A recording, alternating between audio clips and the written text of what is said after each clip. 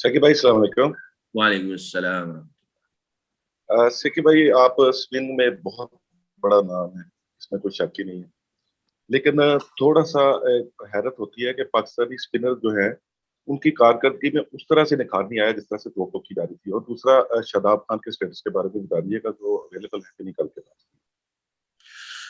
आज मेरी मीटिंग है स्पोर्ट्स स्टाफ के साथ, क्लिफी के साथ और विकी के साथ। काफी हद तक चीजें जो है वो सही डायरेक्शन में चल रही हैं। तो I think probably in 1 hour और 2 आवर मेरी उनके साथ मीटिंग है। तो मैं अभी बहुत अर्ली आपको कुछ मैसेज नहीं दे पाऊंगा, और कल का भी हमारे पास एक पूरा दिन है। बाकी जो बात आपने जो दूसरा सवाल किया वो मेरे ज़हन से निकल गया। दूसरा सवाल क्या था आपका? स्पिनर्स का, हाँ अच्छा याद आ गया। रोजे की वजह से थोड़ा सा वो अम, हाँ स्पिनर्स का देखें। दुनिया जो है दुनिया जो है वो जैसे अब इंग्लैंड में ऐसी पिचेस तैयार हो रही है जिसके अंदर जो है ना आर्टिफिशियल ग्रास लग रहा है, जो सिंथेटिक वाला होता है, ताकि उसमें टर्न और बाउंस हो। आप देखें जो रूट इंडिया में जाके भी रन्स कर रहा है, या कहीं और जाके इंडियन प्लेयर्स भी, इंग्लिश प्लेयर भी रन्स कर रहे हैं। अच्छा, मैं ये एक्सक्यूजेस नहीं दे रहा कि स्पिनर्स हमारे अच्छे नहीं है या दूसरे अच्छा खेल रहे, सॉरी दूसरे अच्छा खेल रहे हैं, मैं कोई एक्सक्यूज नहीं दे रहा। क्रिकेट में ये जाहिर है हर बंदा अपने आप को जो है वो चीजों को ऐड कर रहा होता है, अपनी स्किल्स को ऐड कर रहा होता है। तो ये ऑस्ट्रेलियन भी जो खेलने के लिए आए, अगर आप देखें इनका, तो इन्होंने बहुत अच्छा टैकल किया हमारे स्पिनर्स को। विकेट भी कुछ थोड़ा सा टर्न उस तरह नहीं था जितना आपको इंडिया में टर्न मिलता है, या इवन श्रीलंका में टर्न मिलता है। पाकिस्तान में उस तरह का टर्न नहीं था। बट आप इनकी टेक्निक देखें कि with the spin against the spin ये बहुत अच्छा खेलते थे। अगर आप 15-20 साल पीछे चले जाए तो इनको विद द स्पिन और अगेंस्ट द स्पिन खेलना नहीं आता था। तो इन्होंने 15-20 सालों में कम से कम इतना कुछ, शायद मैं ये फिगर बहुत ज्यादा बता रहा हूँ, हो सकता है 10-12 सालों में, तो इन्होंने स्पिनर्स को अच्छा खेलना शुरू कर दिया। और ये थोड़े ब्रेव भी हो गए हैं, और ये कैलकुलेटिव रिस्क भी लेते हैं, और बाजुकात काफी रिस्की शॉट्स भी मार देते हैं। अगर आप कोच की आंख से देखें तो ऑस्ट्रेलियन खेले अच्छा है। जैसे अगर आप ख्वाजा उस्मान ख्वाजा की बात कर लें, या स्टीव स्मिथ की बात कर लें, ये अच्छा खेले स्पिनर्स को। और अभी वनडे में भी देखें इनके बैट्समैन जिस अंदाज से ट्रेवर्स हेड खेल रहे हैं, स्पिनर्स को अच्छा खेल रहे हैं। मैं ये नहीं कहूंगा कि मैं अपने स्पिनर्स को जो है वो एक्सक्यूजेस दे रहा हूँ कि हमारे स्पिनर्स को वो बहुत अच्छा खेले और मैं अपने वो उनकी फेवर में कोई बात कर रहा हूँ, ऐसी बात नहीं है। हमारे स्पिनर्स को काम करना होगा थोड़ा सा, और हमें स्किल्स में थोड़ा सा और कोई नई चीजों को ऐड करना पड़ेगा, माइंडसेट थोड़ा चेंज करना पड़ेगा, और हमें टेक्निकली थोड़ा और शातिर होना पड़ेगा, और इंशाल्लाह हम लोग इसके ऊपर काम करें। जी अस्सलाम वालेकुम। वालेकुम। मेरा सवाल ये है कि जिस तरह अभी आपने कहा कि हमारे जो स्पिनर्स हैं उनका एक अलग वो जा रहा है, लेकिन अगर दूसरी तरफ देखा जाए जो पार्ट टाइम स्पिनर्स हैं जैसे खुशदिल शाह हैं, इफ्तिखार अहमद हैं, इन पे आप कितनी मेहनत कर रहे हैं? क्योंकि पीएसएल में देखा कि खुशदिल शाह ने बड़ी अच्छी बॉलिंग की, और अब जिस तरह से कल वाहिद T20 हमने खेला है उसमें भी खुशदिल शाह की कारकर्दगी बड़ी मायने खेज होगी। तो आप उस हवाले से क्या कहना चाहेंगे? देखिए, मैं ये समझता हूँ ये जो लफ्ज पार्ट टाइम स्पिनर है ना, ये हमें मैं बल्कि जब एनएचपीसी में भी था तो मैं ये बल्कि ये आवाज लगा रहा था कि ये जो बॉलर गेंद करता है स्पिन, या कोई फास्ट बॉलिंग करता है, तो उसके जेहन से ये बात निकाल दी जाए कि ये पार्ट टाइमर स्पिनर है, ये पार्ट टाइमर बॉलर है। एक माइंडसेट बनाया जाए कि ये प्रॉपर बॉलर है, प्रॉपर बॉलर है। ठीक है, इसका पहली डोमेन जो है वो बैटिंग है, दूसरी डोमेन बॉलिंग है, बट उसको कभी भी ये लफ्जों से ना इस्तेमाल किया जाए। ये कहीं दिमाग में चीज बैठ जाती है कि ये पार्ट टाइमर है, तो वो जिस तरह उसको सीरियस लेना होता है उस तरह लेता नहीं है।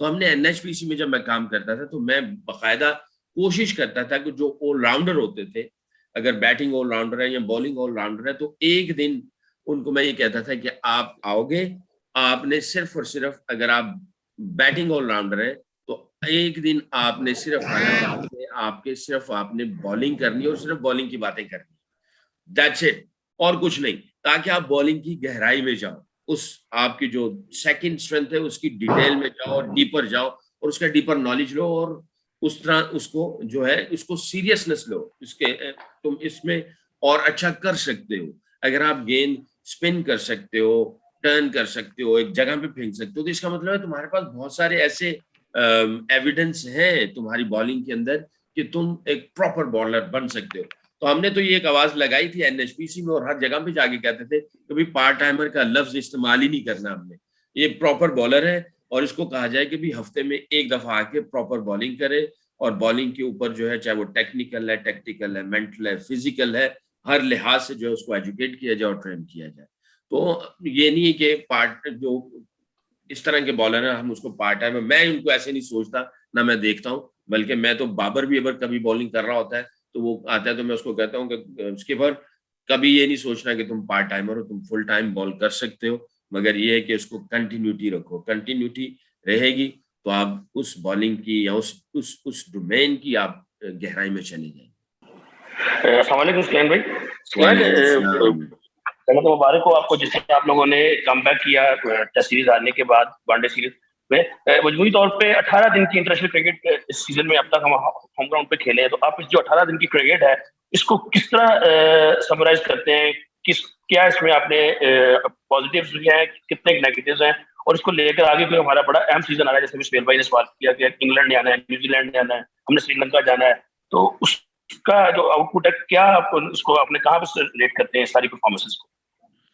देखिए मैं हमेशा दो चीजों पे बिलीफ रखता हूँ और वो फिर दोबारा मेंशन करूंगा। एक तो होती है आपकी अचीवमेंट्स जो कि जीत की शक्ल में नजर आ रही होती हैं, दूसरी आपकी लर्निंग्स होती हैं जो कि या तो आपको जीत में से कुछ लर्निंग मिलती है या हार में से कुछ लर्निंग्स मिलती हैं।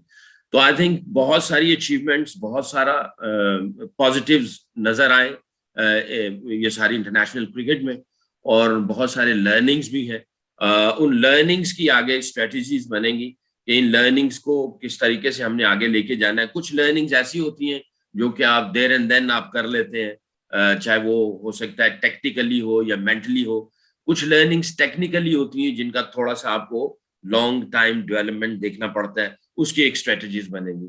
तो टेक्निकल थोड़े से अगर कोई लर्निंग्स हैं हमारे पास जो कि है, उसके ऊपर हम लोग प्लान और स्ट्रेटजी बनाएंगे। जो शॉर्ट टर्म मेंटल है या टेक्टिकल है उसको हम लोग उन लर्निंग्स के ऊपर काम करेंगे इंशाल्लाह बफजल खुदा। और बहुत सारी जो है जैसे मैंने पहले कहा, बहुत सारा अच्छा पॉजिटिव्स और अचीवमेंट्स आपके सामने। जी अस्सलाम वालेकुम। वालेकुम अस्सलाम। अच्छा, हमने पहले वनडे में देखा था कि काफी ज्यादा डॉट बॉल्स का इशू था और फिर सेकंड वनडे में बहुत ही आउटस्टैंडिंग किस्म का रन चेज था। तो आप लोगों ने आपने एज अ बैटिंग यूनिट आपने उनको क्या बात हुई थी आपकी बैट्समैनों से?